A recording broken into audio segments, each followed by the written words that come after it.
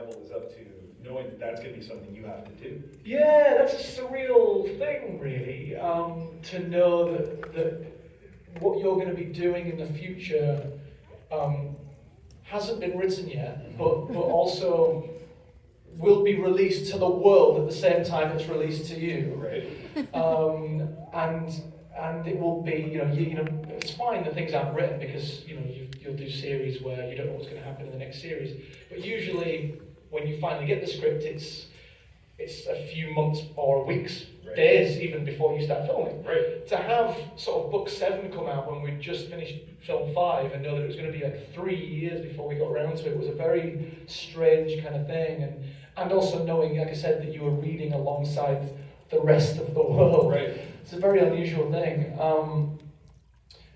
And I think as a fan, of which I was, I didn't read it as an actor first. Okay. I was able, thankfully, to still read it as a fan of the books and kind of lose myself and immerse myself in the world, thankfully.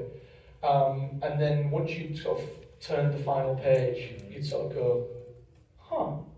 And then you flick back and you go and read it and go, wow, that's going to be amazing. I can't wait to do that. But yeah, I was able to detach the two, which was nice. And also, you've got to have a degree of healthy skepticism, I'd say, because invariably there's kind of 4 stages with making a book to film adaptation. Is okay, it's in the book, stage 1, brilliant. Is it going to make the screenplay, right. stage 2? Are you ever going to get around to shooting it, stage 3? And then will it make the final cut, stage 4? So there's various stages at which your hopes and dreams can be shattered. And so it's always healthy to just to be like, okay, that's amazing. Right. You know, Neville kills Nagini and all this, sorry, spoiler. But that might not even make it into the script. Right. So 3 years is a long time. And so you just wait and see. And then when you finally get sent that screenplay and you read it and you just hoping like it's in there. Yes. But then there's still a couple more stages after that. You know, like in Goblet of Fire, and this wasn't a dream shattered. I insist it absolutely was not. But Bonnie and I spent months rehearsing a tango that we were to do kind of after hours at the Yule Ball, and we never even shot it. No. We never mind not making the cut. We never shot it. Months of torture that hours of my life I'll never get back. And alas, we never even got to put it on cellular. But the friendship that you built with Bonnie is, I'm sure, so strong. Yeah. Through just like mutual despising of the tango. She was brilliant. I mean, she was great. I think she's natural, but I very much not. So that was one that I was. Well, on one hand, you're thrilled you didn't have to film it. Sure. But on the other hand, it was a lot of effort, and I wish we'd at least been able to, do it one time. That's more than fair. One of the things that I think is so amazing about Harry Potter is the range of characters that have a spotlight on them at any given time. And despite the fact that the series is in fact called Harry Potter, there was kind of a ongoing thread that maybe Neville was a little bit higher in the prophecy arc. And I want to know how you felt as an actor, knowing that there could have been a chance that actually was boosted up to fruition. Would that have been more interesting for you to play, to come in and kind of be the saving grace, where the whole time we thought it was Harry? What if it was Neville? Yeah. This would have been very interesting to play with had I known about it at any point prior to finishing. Fair. Yeah. Despite being a fan, I wasn't clearly that much of a fan. That kind of wider lore had escaped me until someone told me one of these things, like years later. I was like, that would have been useful information. And obviously now I completely agree with it. I mean, it's absolutely true, it's all there in black and white. But the question itself is interesting because I think you're right, the films do shine a light on various characters. Now that being said, I still feel and always have done, I've always felt that it was Dan Rupert and Emma's films. And I very rarely, if ever, very rarely refer to them as kind of as my film or our films, which I do with other projects that I've done in recent years. But with Harry Potter, I always kind of keep an arm's length in, and I always say those films that I was in, the films that I was in, because it always just feels like it was their baby. Okay. And they, and I mean that in that they carried it. And I mean that they carried it in terms of their performances, but also in the way that they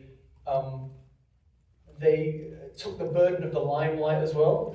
You know, for those 10 years were incredibly high pressure. Of course.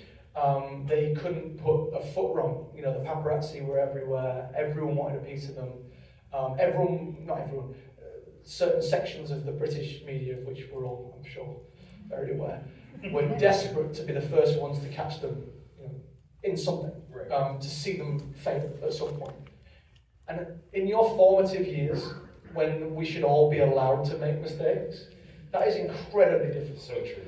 And that is in a way that the rest of us did not have to deal with. I mean, we did, but not to anywhere near the same level of scrutiny that those three did. Sure.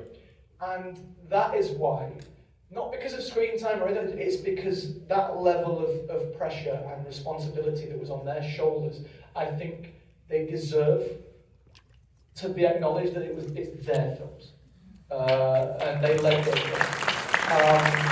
And I've always just wanted to give them that bit of, you know, that bit of credit for that, because we got to kind of ride along their coattails, really. We got to enjoy so much of the limelight and the red carpets without a fraction of the level of pressure and scrutiny that they did.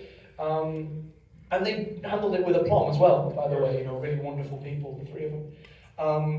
So, just to go back to your question, like, I never really, you know, it would have been weird if I kind of at any point had felt like, well, actually, Neville is the hero of this, so I should probably have a piece of that, you know. So I never would have felt that. That said, I do think it's interesting, just character-wise, to look at the way the prophecy is, and I kind of, do we have any Buffy the Vampire Slayer fans? Helpful. Because I went to the convention with some younger people recently, and they did not know who Buffy the Vampire Slayer was. Shame on their parents. I felt every bit of my 36 years. Anyway, so in season 7, right? I'm such a loser. But anyway, in season 7, right? You know, we have the potential Slayers, right? Yes. And they all could be the next Slayer, but only one of them will get chosen when the current Slayer dies. That's kind of what I thought of Neville and Harry, in terms of the prophecy could have been about either of them, but Voldemort, by going to Harry's, made, or, you know, not by he made the choice, but the way the sequence of events happened, Lily, etc.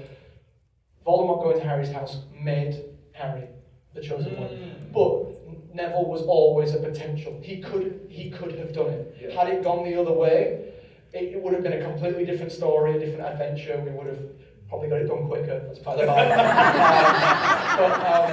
but it's he could have and would have got it done, if that makes sense. Absolutely, absolutely. And there's some fanfic out there that I know takes that path, and that's exciting. That's very exciting. I am going to open things up for you guys to ask some questions. We're going to figure out a way to do this because we don't have a microphone for it.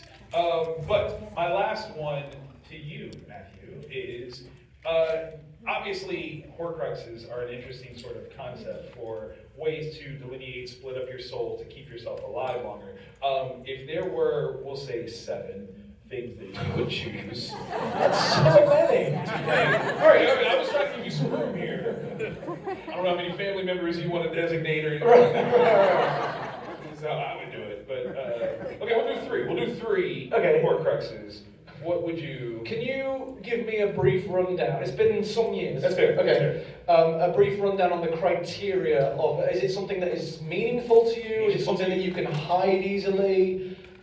Is it something sort of, you know, inconspicuous? Like how? We'll use those 2. Meaningful, but you could hide it if you needed to. That is quite specific. I'm so glad we've gone from 7 to 3. And also presumably something that I don't want some obnoxious teenager trying to destroy? I mean, generally speaking, that is true. Okay. So I couldn't let my dog because I don't want, you know. Clearly, you know firsthand that making pets Horcruxes is a bad plan. Right, no, exactly. I don't want some teenager to behead my dog. Oh gosh. Okay. Let's think. I'm trying to think what I've got in my safe at home. No, it's not in his safe at home. That's not where it is. Yeah, no, It's somewhere gosh, else. yeah. Who's trying to kill me? I don't know, my green card. Okay. I need that. That's a good one. I really need that. That's a good It took me ages to get it, Yes. and I'm quite protective of it. And if you destroyed it, they'd kick me out. Immediately. So, you know, don't do that. Yeah, please don't. Yeah, that's one. Okay. Can you still want me to do two more? That's a pretty high level one. You said that's the final boss one. What else? I don't have anything that I. Your wedding ring. Yeah, because that doesn't come off, so that's useful. Yes. A wedding ring. Because you'd have to get through me to get to that. There you go. Come on. Okay, thank you for that. Helpful. Uh-huh. Anyone else wants to offer any guidance? I mean, okay, so the little bit that I know of you, I would say a bookmark. Because you're a voracious reader. I am. And perhaps that would be something that so inconspicuous, no one would truly understand how valuable it was. I always have it with me. Always have it Except for now. Yeah, that's true. I don't always have it with me. But Oh. I do always have my Steam Deck with me. Okay, okay. So maybe I got my Steam Deck. Like, I really want someone to break that. Yeah, no. It's really annoying me. But that is the criteria, though. Something precious. That's right. Okay, yeah, we'll take my Steam Deck. Okay. Good choices, good choices. He's gonna like lament over this for the rest Oh, of yeah, the this is dreadful. It should be my parents or something, I don't know. We have questions? Okay, this is what we're gonna try to do. Hopefully I don't break this. Miss Bonnie, do you mind being